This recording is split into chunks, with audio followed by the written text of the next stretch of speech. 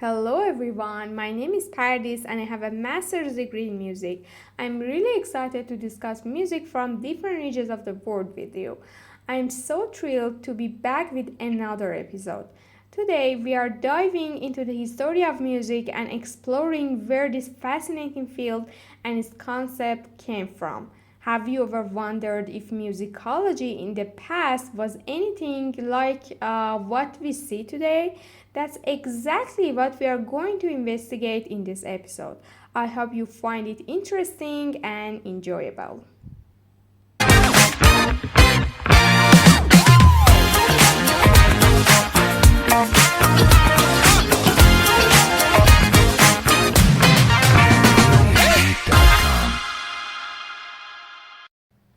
We'll be drawing from Timothy Rice's book, Ethnomusicology, a very short introduction. It is a fantastic book that I highly recommend if you want to get more insights into musicology and ethnomusicology. So let's go back in time to ancient Greece, where they had a keen interest in studying music. The Greeks believed that music played a crucial role in shaping cultural and psychological behavior and even influenced the structures of social systems and musical performance styles. Plato, in particular, wrote about this in his book.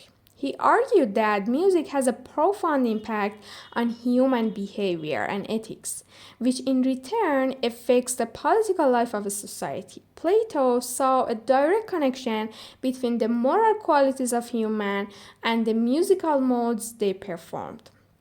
What do you think about the idea that music can shape society and behavior? Do you see any parallels in today's world?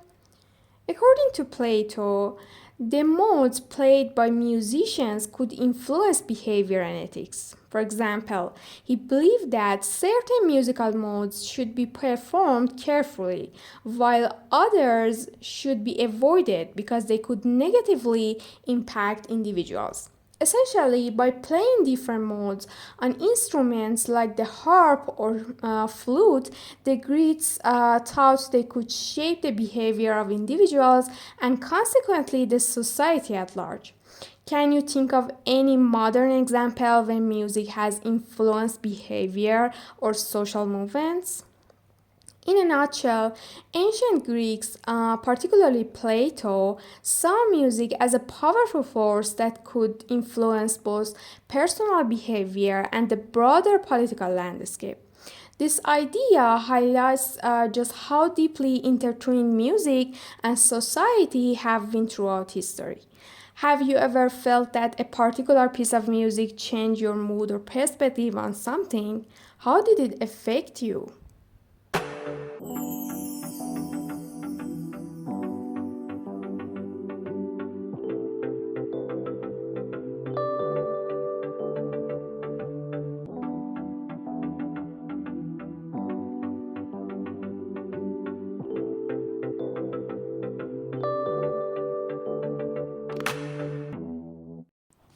During the same period as ancient Greece, various books on music were being written across the board.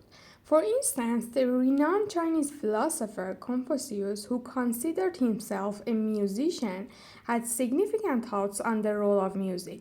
He believed that mastering the performance of music and its use in various ceremonies could enhance the quality of life, particularly for the ruling class. In other words, Confucius linked music to the overall quality of human life. However, he warned that using music merely for entertainment purposes would have a detrimental effect.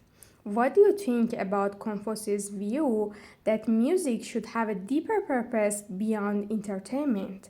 Do you agree or disagree? So, while the Greeks, like Plato, were delving into the ethical and political impacts of music, Confucius was highlighting its importance in improving life and maintaining social harmony. Both perspectives underscore the profound influence music has had on different cultures throughout history. Interestingly, the Chinese were the first to introduce the concept of pitch, which referred to a specific number of variations per second. This concept is still relevant today. For instance, in Western music, the note A is established to have 440 vibrations per second.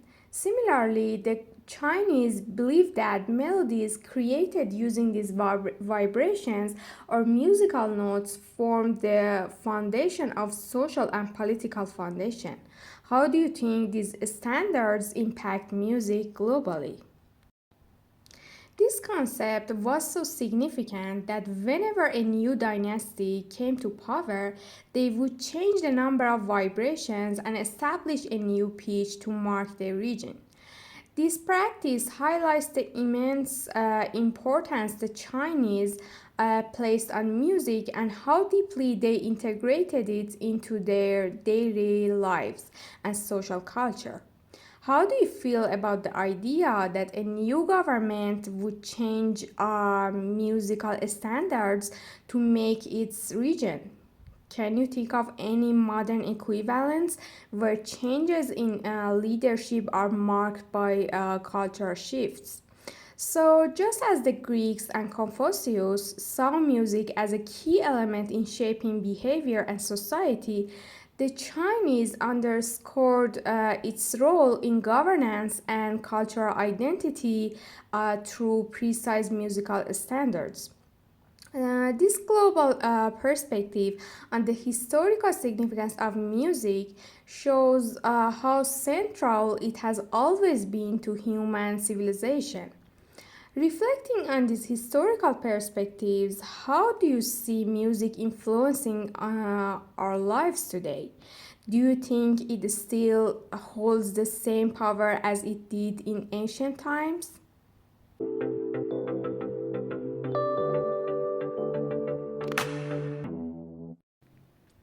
If you want to provide more examples of the historical study of music, we can look at various traditions from different cultures and periods. For instance, in the early Middle Ages, Augustine believed that performing music was a way for humans to attain spiritual life and transcend material existence. He saw music as a path to spiritual elevation. What do you think about the idea of music as a mean of spiritual elevation? Have you ever experienced music in this way? The Roman writer Boethius also made significant contributions with his five-volume work, where he clearly expressed Greek ideas about music. He concluded that the performance of music has specific moral consequences, reinforcing the idea that music deeply influences human behavior and ethics. Do you believe that music can have moral consequences? How do you think music influences behavior and ethics today?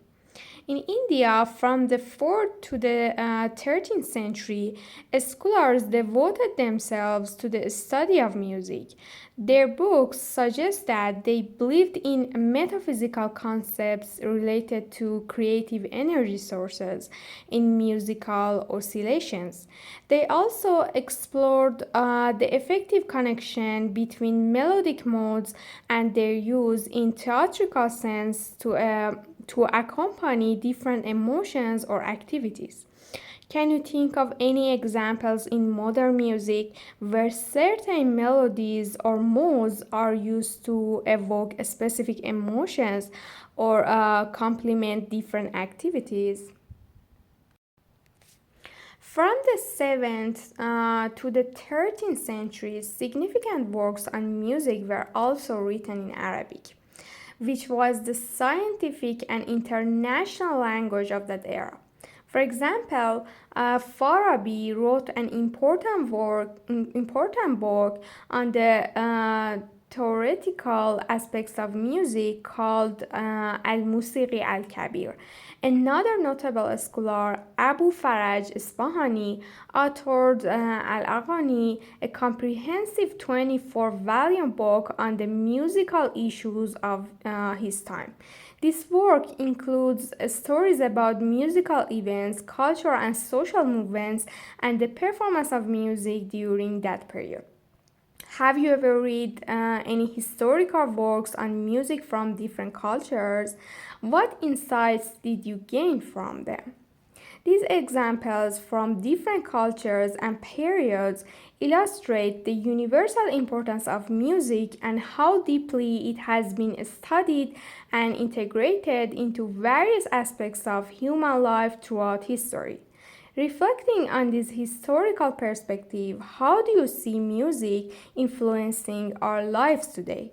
Do you think it still holds the same power as it did in ancient times?